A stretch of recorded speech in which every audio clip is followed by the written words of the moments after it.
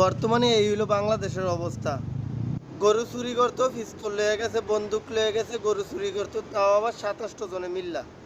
গরুর মালিক যদি বাধা দেয় তারে দুনিয়ার থেকে চিরতরে নাই করে দিব। কত সুন্দর বাংলাদেশ নিয়ে আমরা বড় বড় স্বপ্ন দেখি। সারা পৃথিবীতে যত দেশ আছে সবগুলো দেশ এবং দেশের মানুষ পরিবর্তন প্রতিনিয়ত করতেছে, আর আমগো দেশের ভিতরে প্রতিনিয়ত চোরের সংখ্যা বাড়তেছে। এই বাংলাদেশ নিয়ে আমরা বড় বড় স্বপ্ন দেখি, আর আমগো প্রধানমন্ত্রী আমগরে বড় বড় স্বপ্ন দিতেছে, খাল খনন করব, বৃক্ষরোপণ করব, ফ্যামিলি কার্ড দিব, প্রবাসী কার্ড দিব, কৃষি খাতে মানে কৃষি কার্ড দিব। আগে দেশটারে পরিবর্তন করেন, দেশের আইনি ব্যবস্থা পরিবর্তন করেন, প্রশাসন পরিবর্তন করেন, যাতে দেশের মানুষ ডরায়। যতদিন দেশের মানুষ না ডরাইব ততদিন চুরি, চুটামি, বদমাশি, সিন্ডিকেট, কালোবাজারি, সন্ত্রাস বাহিনী, সাদাবাজ বাহিনী কিচ্ছু বন্ধ হইতো না।